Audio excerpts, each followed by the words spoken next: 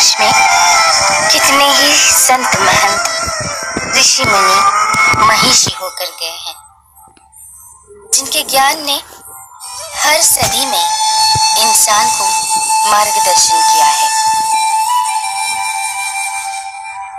आचार्य चाणक्य एक ऐसे ही महान विभूति थे, जिन्होंने अपनी विद्वत्ता, बुद्धिमत्ता और क्षमता के बल पर भारतीय इतिहास की धारा को बदल दिया।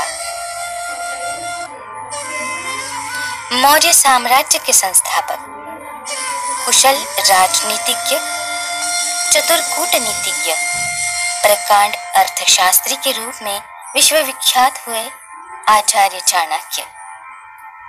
इतनी सदियां गुजर जाने के बाद आज भी यदि चाणक्य द्वारा बताए गए सिद्धांत और नीतियां प्रासंगिक है तो मात्र इसलिए क्योंकि उन्होंने अपने गहन अध्ययन, चिंतन और जीवन अनुभवों से अर्जित अमूल्य ज्ञान को पूरी तरह निस्वार्थ होकर मानवीय कल्याण के उद्देश्य से अभिव्यक्त किया है। चाणक्य नीति आचार्य चाणक्य की नीतियों का एक अद्भुत संग्रह है, जो आज भी उतना ही प्रासंगिक लगता है जितना कि वो 2400 साल पहले लगता था।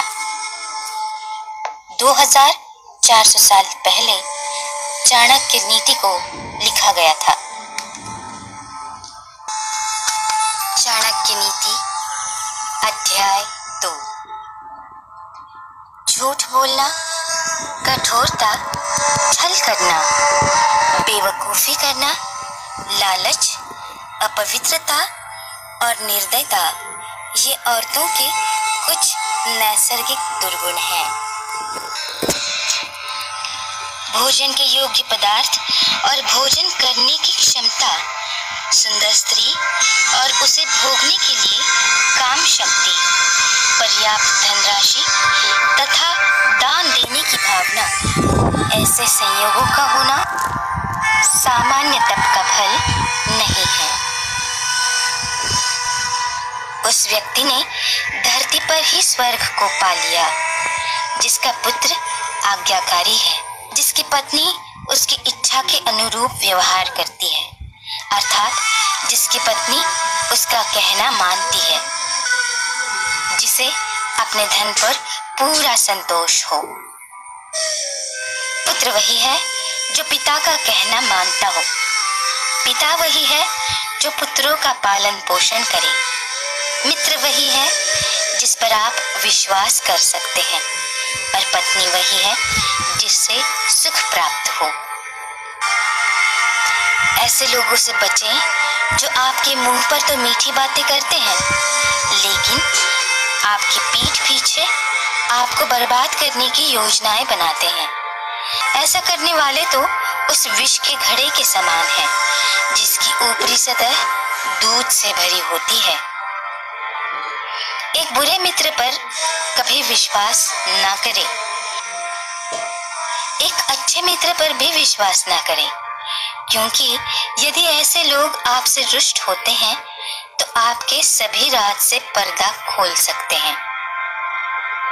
मन में सोचे हुए कार्य को किसी के सामने प्रकट ना करें, बल्कि मनन पूर्वक उसकी सुरक्षा करते हुए उसे कार्य में परिणत कर दे।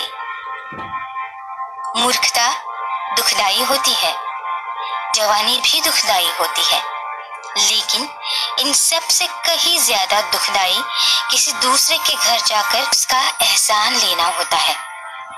हर पर्वत पर माणिक्य नहीं मिलते, हर हाथी के सर पर मणि नहीं होता। सज्जन पुरुष भी हर जगह आपको नहीं मिलेंगे, और हर वन में चंदन के वृक्ष मौजूद नहीं होते। बुद्धिमान पिता को अपने पुत्रों को शुभ गुणों की सीख देनी चाहिए, क्योंकि नीतिज्ञ और ज्ञानी व्यक्तियों की ही कुल में पूजा होती है। जो माता और पिता अपने बच्चों को शिक्षा नहीं देते, वो तो बच्चों के शत्रु समान हैं ही, क्योंकि वे विद्याहीन बालक विद्वानों की सभा में भी वैसे ही तिरस्कृत किए जाते हैं जैसे हंसों की सभा में बगुले। लाड़ प्यार से बच्चों में गलत आदतें ढल सकती हैं। उन्हें कड़ी शिक्षा देने से वे अच्छी आदतें जरूर सीख लेंगे। इसलिए बच्चों को जरूरत पड़ने पर दंड जरूर दें, उनका ज्यादा लाड़ प्यार ना करें।